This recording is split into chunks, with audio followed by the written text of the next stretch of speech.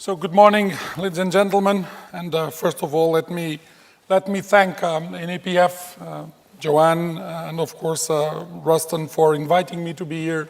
Again, I remember 2 years ago to be in this precise room, and it's a pleasure definitely to come back and to be able again to speak to you about our vision on pensions. And it's of course fabulous to do that to the biggest market in Europe on pensions, the UK. After this fantastic intervention, it's I think very impossible to do better, definitely. So I will try to not bother you too much and not to release the chimp in me at the end of the day. In my intervention, I will talk about EIOPA's vision, strategy and objectives on pensions and how we are delivering on it and how we pretend to continue to deliver on. You all know that the pensions landscape is in a constant change. Here in the UK and throughout Europe, pension systems are facing tremendous challenges to deliver on their promises. The longevity growth, the sluggish economy environment, budget deficits, debt burdens, lower interest rates, low employment rates, these are all known factors that contribute to these challenges. Public pay-as-you-go systems are affected by lower contributions due to higher unemployment and put another source of pressure on public finances. Reforms of public pension systems are enacted as part of current actions to restore confidence in government finances. On the other side, private funded schemes are affected by the volatility of asset values and by reduced returns which lower the funding ratios of defined benefit schemes and diminish the ultimate value of pensions paid by defined contribution schemes. These effects, let's be frank, are not always transparent to members and beneficiaries, creating an environment of lack of confidence. The pensions landscape in the EU is hugely heterogeneous, with a very different role of occupational and personal pensions vehicles in the 28 member states. This reality is a result of different cultures, different traditions that are understandable, but it's also a result of different reforming paces and attitudes. In this context, I want to express my admiration for the unparalleled pace of change in the UK in the last decade. Not only you have a knowledge that we face a real problem, but also you had the courage to act. And it deserves our credits that you understood that reforms in one of the pillars of the pension system should also lead to reforms in the other pillars. The success of the auto-enrollment initiative is just an example of what can and should be done to ensure that citizens will have a chance to maintain appropriate standards of living in their retirement. But unfortunately, the percentage of the EU population that is covered by private occupational pensions is still very low.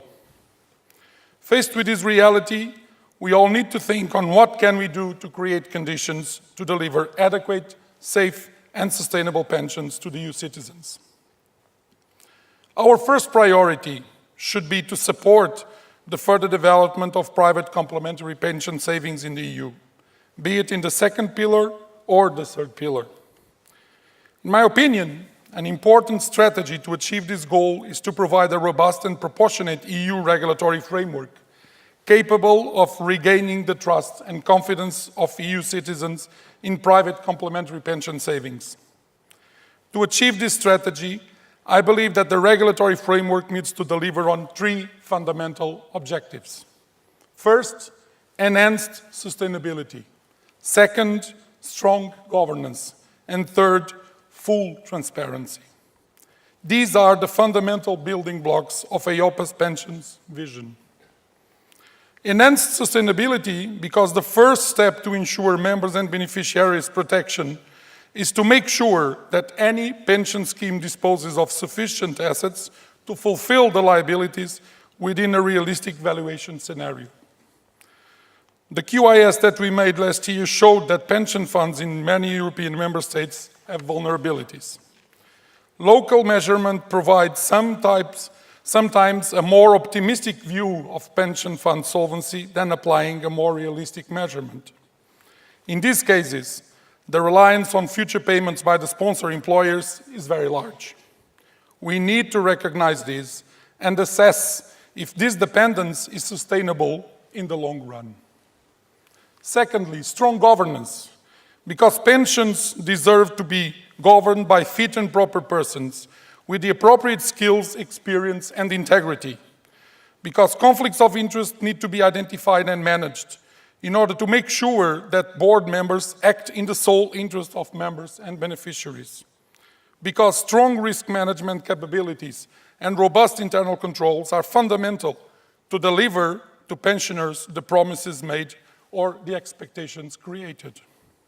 Third, full transparency, because if we want to regain trust of citizens, we cannot hide anymore behind jargon and difficulties of providing information. We need to provide full disclosure of all costs, be it on the investments, be it on transaction costs. In our work at EIOPA, we recognize that pensions are different from other areas of the financial sector. Pensions are different because of their embeddedness in social and labor law, because of their social objectives, because of their particular governance involving employers and social partners, because the difference and uniqueness of the distribution of risks. But in spite of these differences, members and beneficiaries still are citizens that deserve adequate protection, that have the right to know the sustainability of the promises that are made to them, that need to understand the risks that they are running, the costs that they are paying, that deserve that pension funds are properly governed, and that pension schemes have a high degree of quality. So, ladies and gentlemen, pension funds need specific regulation that takes into account these differences, and that's what we at EIOPA have been advocating and put it in practice. Put it in practice by developing an innovative concept of a holistic balance sheet approach that takes into consideration all benefit adjustments and security mechanisms, such as the sponsor support, pension protection schemes, and capturing the specificities of pension funds in the various member states.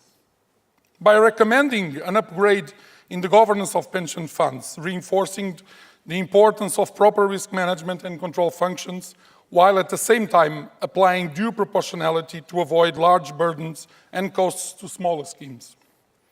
By advocating the development of a key information document that should provide standardized information on contributions, costs, charges, investment options, and expected benefits, but also by recognizing that too much information kills information, and that we should adopt a layer approach where members will receive simple and comparable information on the key elements that they need to take an informed decision, and they should have then access, easy access, if they wish, to all other types of information. As a result of the work that EIOPA has been doing, we have now a proposal from the EU Commission to adjust the IORP directive covering governance and transparency requirements, and of course, we very much welcome that. I am confident that the ongoing and future discussions in the EU Council, in the EU Parliament, will allow for some further refinements that will contribute to achieve the defined goals. And I think, for example, that much better can be done on the pension benefit statement along the lines that I mentioned. On the solvency side, we all recognize that further work was needed to derive a robust and proportionate proposal. Just this week, we published a consultation paper on further technical work on the holistic balance sheet to gather input from all stakeholders. The paper constitutes a further step in EIOPA's work on a risk-based framework for occupational pension funds. Let me be very clear. We undertake this work on our own initiative as the role that we have as an independent advisor of the European political institutions. The consultation paper proposes improved definitions and methodologies to value the holistic balance sheet, covering areas such as the valuation of sponsor support, the benefit reduction mechanisms, the discretionary decision-making processes, and definition of contract boundaries. Most importantly, as we promised, by the way, the paper consults on different possible uses of the holistic balance sheet within a supervisory framework, ranging from an instrument to establish funded requirements to a risk management and transparency tool to assess the long-term sustainability of IORPs. This is, of course, much broader than previous work done by EIOPA in this area. There are indeed various ways to shape a market-consistent and risk-based supervisory framework. The consultation paper not only considers the holistic balance sheet being used to set solvency capital requirements, but also to establish minimum funding requirements and as a risk management tool. I would like to emphasize that using the holistic balance sheet as a risk management tool should not be, in my view, a requirement without consequences. First of all, the outcomes of the assessment should be disclosed to raise the awareness about the financial situation of the pension fund and, where necessary, to stimulate reforms. Secondly, if it is concluded that the pension fund is providing unsustainable pension promises, I believe that national supervisory authorities should be empowered to take supervisory actions using, of course, a flexible approach. After all, this is quite similar to what the approach that you have now currently in the UK. We are not promoting an EU one-size-fits-all approach. A common prudential regime should have built-in flexibility to deal with a range of occupational pension schemes in the different member states. I would like to emphasize that any supervisory framework should, in my view, be sufficiently flexible to avoid short-term pro-cyclical investment behavior by pension funds during adverse market developments. It is also essential for me that the holistic balance sheet can be implemented in a proportionate way, without imposing high costs on pension funds. And the consultation paper proposes that pension funds with strong sponsors may establish the value of the sponsor support as a balancing item. I'm convinced that this approach will considerably simplify the valuation of the holistic balance sheet for a large share of the UK pension funds. In addition, it provides, of course, the right incentive by requiring pension funds with weak sponsors to do more detailed assessments. The further work on the holistic balance sheet has to be tested through a quantitative assessment. EIOPA expects to publish draft technical specifications for such an assessment by early 2015. Our final aim is to deliver robust, tested proposals to the EU political institutions by end 2015, beginning 2016. I really want to thank the engagement and the contributions from all stakeholders in our previous consultations, and recognizing that many of them are in this room. My sincere thanks. I remember, as Joanne said 2 years ago, that when I was in his precise room, I challenged you, please engage. And I think that you have done that, and I'm really thankful for that. I believe that we showed that we take consultations seriously, and that we are ready to listen, to discuss, and to evolve in our proposals, remaining faithful to our vision, but using pragmatic and proportionate solutions. Please continue to engage with us in this important consultation. Your views, your positions, your suggestions will be duly considered, and they will definitely increase the quality of our work and its adherence to reality. EIOPA is now preparing a pension stress test. We are taking a two-step approach. Preparatory work during this year, 2014, and 2015, where we will run the test in itself. Our aim is to develop a stress test framework that is appropriate and suitable for pension funds. It will not be a copy of banking or insurance stress tests. An important part of the preparatory work is to gain insight in the role of IORPs in financial stability.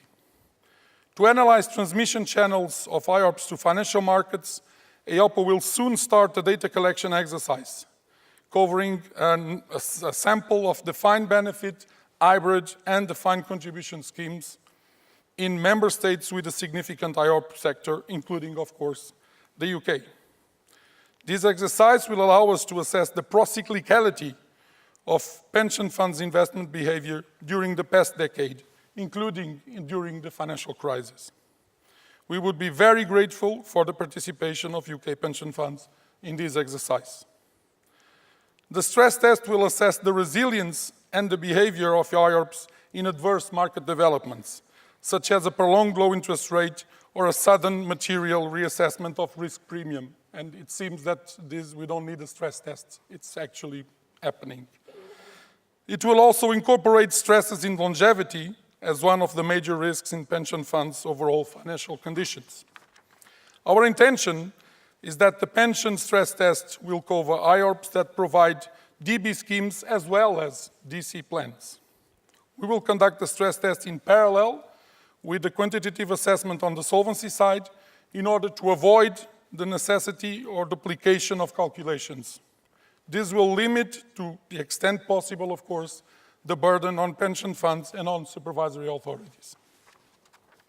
But our work on delivering on the three main objectives that I mentioned is more and more focused, of course, on defined contribution. We are looking at costs and charges in the occupational DC world, and we are looking at different best practices to establish default investment options. We will explore how the development of simple, standardized, and fully transparent personal pensions products could help to reduce costs and mitigate mis-selling. We will be keen on finding a proportionate regulatory treatment to these products to ensure that there's no excessive burdens for market participants.